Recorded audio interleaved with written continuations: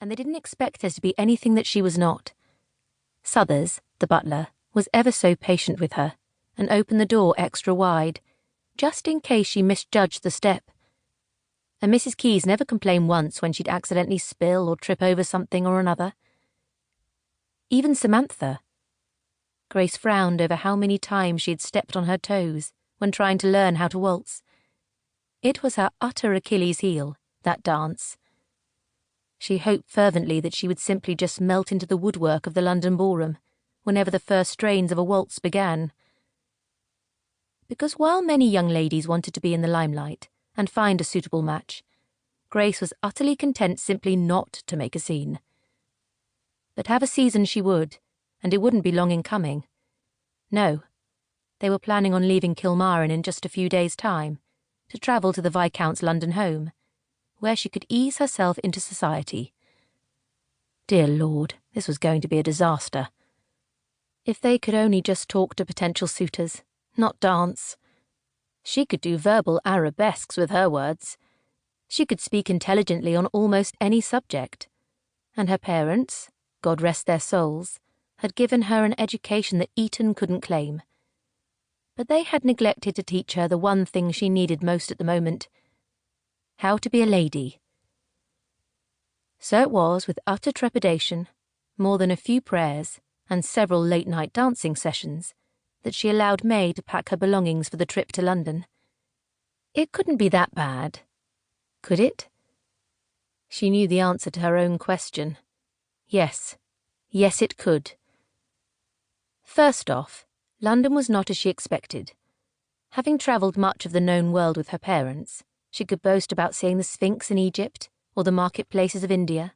But London, that was one place she had never had the opportunity to visit.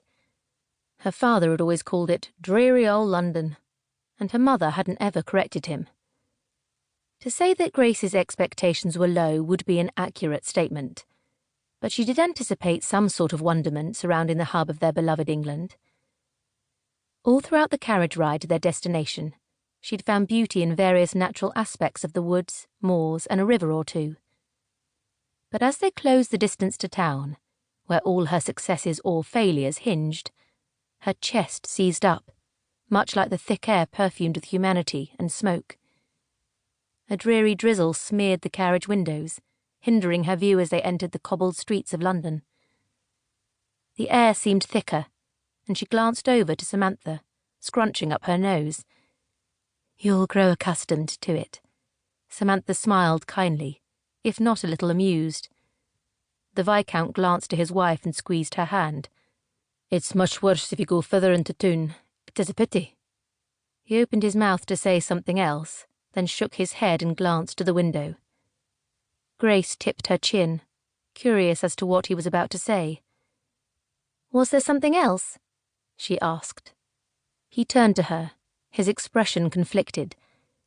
"You've probably seen something like the slums when you travelled in India. It's a problem here, and the sanitation is horrid, if even existent. It's another reason I prefer the Scottish countryside." He shook his head. "It's a legislative problem that Parliament has done little to remedy, and a bit of a sore subject with me." "I see." Grace nodded. Samantha tipped her head to gaze at her husband, but she did not offer any comment on the subject. Grace turned back to the window. "Where is your home?" "Mayfair, of course. It's quite close to Hyde Park, which I have no doubt you'll retreat to often." "Lovely," Grace breathed, thankful for some aspect of London to find appealing. "But you'll have to remember to take care. You're in London now, and all proprieties must be observed," Samantha added, arching a brow. Grace suppressed a groan. "Understood." "Understood doesn't mean you have plans to follow those proprieties," Samantha replied, knowingly. Her hazel eyes were wide and observant. Her expression also implied that she was awaiting a verbal promise that Grace would abide by the social parameters. Grace let out a long sigh.